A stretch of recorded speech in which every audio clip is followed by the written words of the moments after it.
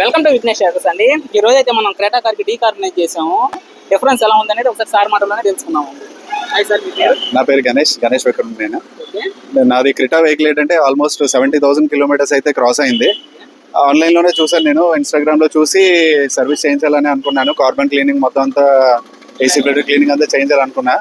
స్టార్టింగ్లో ఏంటంటే నా వెహికల్ కొంచెం నాయిస్గా ఉండేది, కానీ వన్స్ కార్బన్ క్లీనింగ్ చేయించిన తర్వాత ఇంజిన్లో స్మూత్నెస్ అయితే పెరిగింది.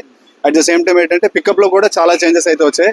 కార్బన్ క్లీన్ వల్ల ఏంటంటే మనకి ఇంజిన్ మెయింటెనెన్స్ బాగుంటుంది. అట్ ద సేమ్ టైం ఏంటంటే క్వాలిటీగా వర్క్ చేయడం కూడా చూసాను నేను ఇక్కడ. అండ్ ప్రతి ఒక్కరు వచ్చి చేయించుకుంటారనేసి నా సజెషన్ కూడా. ఎందుకంటే నా వెహికల్ చాలా వరకు ఏంటంటే ఇంజిన్ నాయిస్గా ఉండేది అండ్ వైబ్రేషన్ కూడా ఉండేది.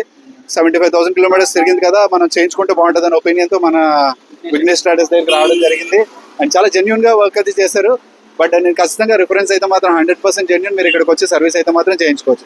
Super service. Thank you so much. Thank you.